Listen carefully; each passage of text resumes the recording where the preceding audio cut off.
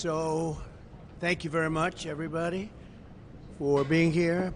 This is a long and complicated web and story, but it all goes back to the DOJ and Kamala and Sleepy Joe and all the rest of them.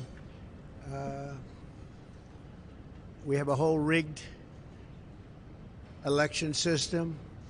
Nobody's ever seen anything like what's happening. Now I understand. Yesterday they're bringing up Russia again, that they've done for years. Never found anything. But they should be looking at China,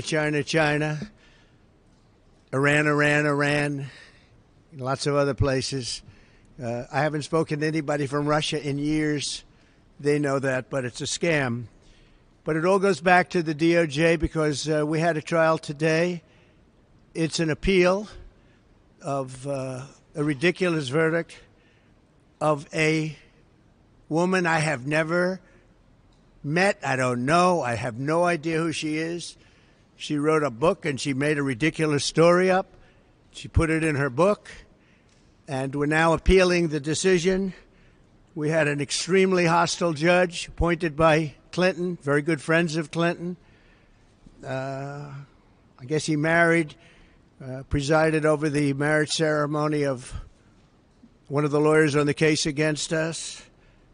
And it's very sad. Judge Lewis Kaplan, angry man. He was so angry. I went to the trial. I've been in a lot of litigation over the years. I've never seen such anger, or wanted to throw one of our attorneys in jail, who threatened her with jail. Nobody's ever seen anything like it over nothing. I've never seen such anger, but all of our judges, I mean, we had a brilliant judge, and I think a very fair judge in Florida. I think we have another judge who's very fair. I just ask for fair. I don't want anything different from anybody else. I just ask for fairness. We have another judge or a couple of judges that I think are fair. Then we have other judges that I think the whole thing is, I think the system is a disgrace. The case that we met on today, and then we're going to talk about job numbers, which are horrible, by the way, horrible, like really bad. And you know that. I'm sure you won't report on it, but the job numbers are terrible. We're going to talk about the appeal today. We had a great appellate lawyer go down representing us, and I think John did a very good job.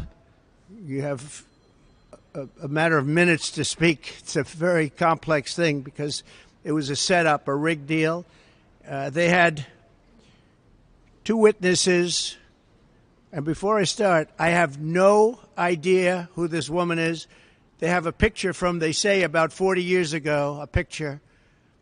And the picture depicts her and her husband on a celebrity line where I was the celebrity. I've been a celebrity for a long time.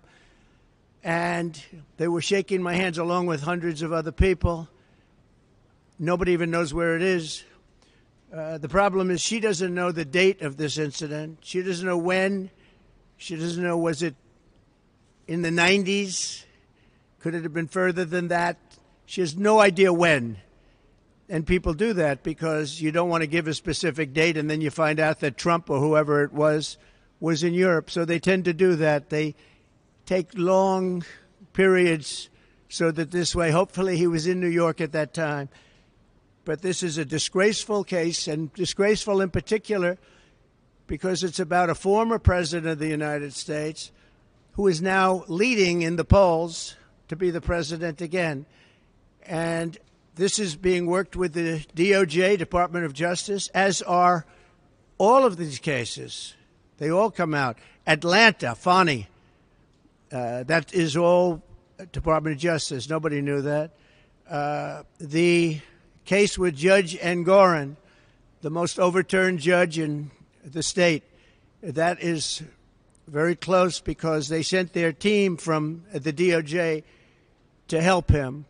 The district attorney, Alvin Bragg, that was all worked with. Again, they sent a top operative from the department, from the DOJ Department of, I call it the Department of Injustice, because they're using the Department of Justice to rig the campaign. These cases are disgraceful. Now, they're brought, for the most part, in front of very hostile areas where Republicans get 3 or 4%, like downtown Manhattan, in front of very hostile judges, like you wouldn't believe. Judge Mershon, Judge Engoron, and Judge Kaplan, all of them hostile areas and very, very hostile judges. I've never seen anything like it. And very bad thing in this case, New York. Very bad thing for New York. Businesses won't come to New York because of what took place with Judge Engoron. I can tell you that. And probably the rest of them also. But this case involved a woman who wrote a book, and I guess she said something in the book. That's when I first heard about it. I first heard about it in the White House. And, of course, I denied the story because it's not true. I have no idea who the woman is.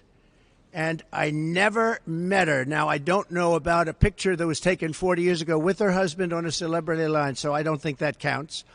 But as far as I know, I never met her. I never touched her.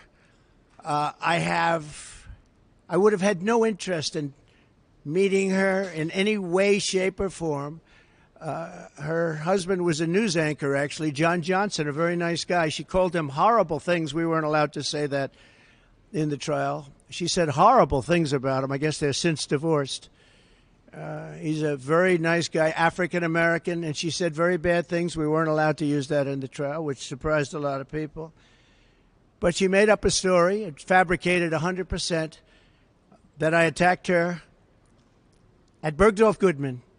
You know, it's very interesting. I don't think they were allowed to use this either. Her favorite show is Law and Order. And there's a almost exact story as her story in Law and Order about being attacked in the dressing room of a department store. I don't know if they used the name of the store. But that's her favorite show, Law and Order. She said that. And anyway, this evolved into a defamation case against me because I disputed her words because I told the truth.